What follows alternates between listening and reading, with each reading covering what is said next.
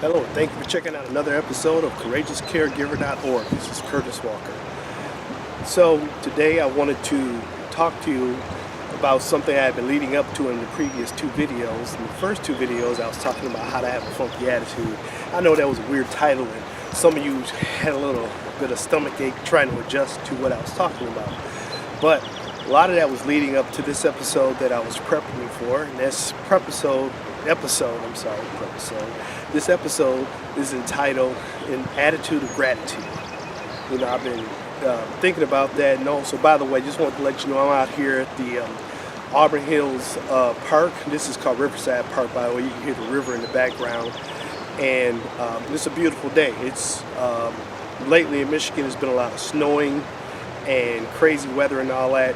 So I just want to change the setting a little bit and just get out here and check out nature and stuff. So if you see me looking around doing the video, I'm just taking in the awe and all the wonder of things that are out here in nature.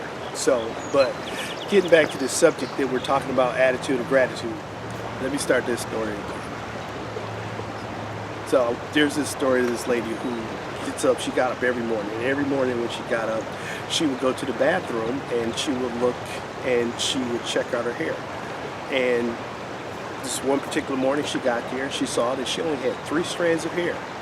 So she decided to braid those 3 strands of hair and said, wow, I'm going to go out and have myself a fabulous day. So she did. She went out there and had a fabulous day. After a full day, she went to sleep, got up the next day, went to the mirror like before, and she saw that she only had 2 strands of hair. Well, she went and said, wow, I'm going to part my hair down the middle and just go and have myself an awesome day. So she went, she had an awesome day. Then, after the end of the day, she laid down, got up the next day, saw that she only had 1 strand of hair. So she said to herself, I'm going to comb my hair and I'm just going to really have a blast today. And she went out and she had a blast. Well, like before, she went to sleep, got up the next morning, went to the mirror to check it out. She saw that she had no hair. Well, she was like, wow, I don't have to comb my hair today. This is great. So the moral to the story is, even though it seemed like for most people, especially for a lady, to lose their hair or not have hair, that's a hard thing to face.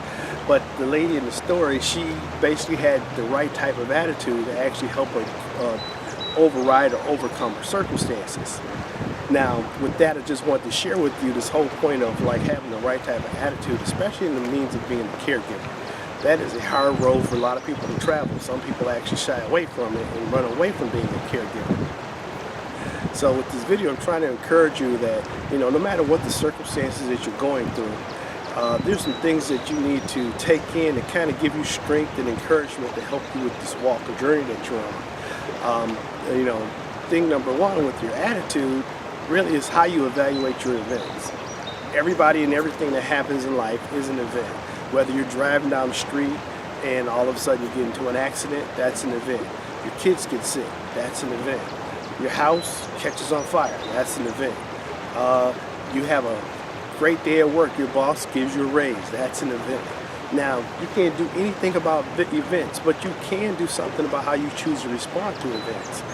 Now, things that have helped me as far as how I respond to events.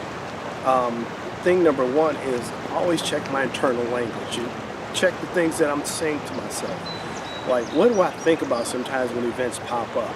And as those events pop up, where's been my pattern of thoughts? Because the things that I regularly think on a common basis actually drive or feed into what's going to happen next or how I interpret an event. The next thing I know that helps me as far as having the right type of attitude to face events is body language.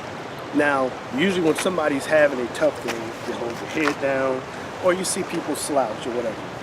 It's a scientific fact that a person's physiology position actually helps enhance their mood or help adjust how they feel about various things. So if you walk around with a bad body posture, that does affect how you feel internally, and how you feel internally will actually determine how things are going to play out or how things are going to express themselves. So be conscious and mindful of your body position. So I would say sit upright, practice smiling more. How about this? Walk around with your eyebrows raised. It's kind of hard for me to do, but when you walk around with your eyebrows raised, first of all, people are going to look at you like you're strange, but it'll help drive up your attention level. One thing you really could do is blast a smile. Go out there and show those pearly whites. If you don't have whites, you have dentures or whatever else, show your gums. But when you do that, it helps engage your physical body to something that's going on internally. In other words, driving up a happier spirit. The way you view things also determines what you're going to get in life, or more so, what you focus on is what you get. That's the next topic that I wanted to cover in this particular segment. What gets your attention gets you. So, like, let's say you got problems or events that's popping up in your day-to-day routine. You're a caregiver, you got a loved one who's having all sort of physical issues. You can get caught up in dwelling on how sick a person is, what's the prognosis, or where things are going to go, or you can concentrate on the solution. What kind of help you're going to get them, how you're going to respond to it. What cheer or joy can you bring into another person's life while they're going through whatever trials that they're facing. You can also just concentrate on having a phenomenal relationship with them. But whatever gets your attention gets you. But I know that in our society, we have been accustomed to a lot of cynical information. We've been trapped into it, drawn into it, and pretty much that's become a norm of life. So if we're intentional about how we go throughout our day-to-day activities and our thinking, we actually get the power to shape things. We get the power to shape not just our own internal attitudes, but also the attitudes of those that are around us. So, keep that in mind as you go through whatever you're doing. Now in society, we get the choice to either be influenced by society or we actually get to shape society. So take an attitude of gratitude, make a list, and also start giving thanks for the things that are going great in your life. I know this is practice that I've started in my home. I've done it for myself and I've shared it with others. And that is, be deliberate about making a list every morning of at least 5 things that have gone well in your life, well in your day, or people or events that you're grateful for. When we get in the habit of looking at those things, that really gets to shape our outlook. It helps us concentrate on bigger and brighter things in our lives, and the things that we concentrate on are the things that we actually draw or gravitate more towards, or actually even in fact gravitates towards us. So we're practicing an attitude of gratitude. We actually find more things to be grateful for. I know when I'm concentrating on all the great things that are going on in my life, like people and events, it carries a lot of weight. I know I can share with you a personal story, like when it came to me caring for my sister who had Lewy bodies dementia. I've shared this before in other videos, but I know during the later stages of her disease, I would go to the nursing home and would feed her, change her dressings and things like that. But I know that other family members would go up there and partake, and it was emotionally hard for a lot of them. And it was also getting draining on me watching all that taking place. So one thing that helped me every day, I don't know, when I started stepping foot onto the property, every time my left foot hit the ground, I would say the word thank. And every time my right foot would hit the ground, I would say you. So as I would walk, I would keep the cadence up. Thank you, thank you, thank you, thank you. And as I said those words in my heart, they started to resonate to a level where it affected my attitude and the way I walked into the building, the way I interacted with the doctors and the staff workers that took care of my sister, how I interacted with my sister. As hard as it was of what I had to witness on a physical level, me having a spirit of just thanks and an attitude of gratitude. And also, I wanted to differentiate the difference between having a thankful spirit and a grateful heart. When you're thankful, that's an expression with words. But when you're grateful, that's an expression of action. So my actions actually came across a lot better when it came to how I treated my sister. I wanted to make sure that she had a happy, healthy, comfortable environment. So when I interacted with her, it was a more lighter situation. It was more encouraging and more uplifting.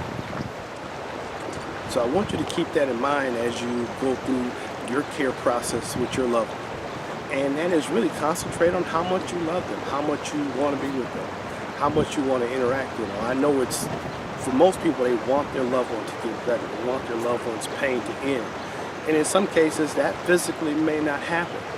But one thing for certain that you can do is at least enhance the love relationship that you get to have with them. Those times and those moments are precious, so cherish them and use them wisely.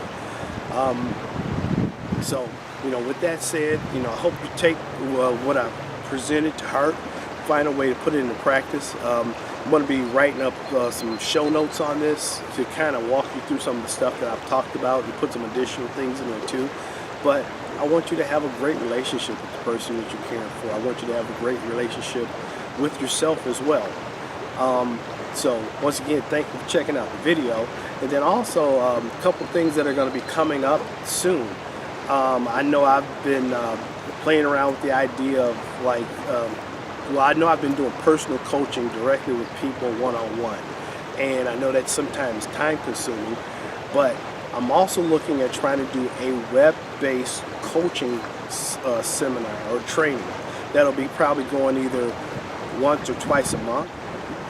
But you'll be seeing some information going on the website about this, so stay tuned, tell your friends about it. Also, if you've already purchased the book and you have an Amazon account, I would really love if you would go to Amazon and leave me some feedback, leave a comment.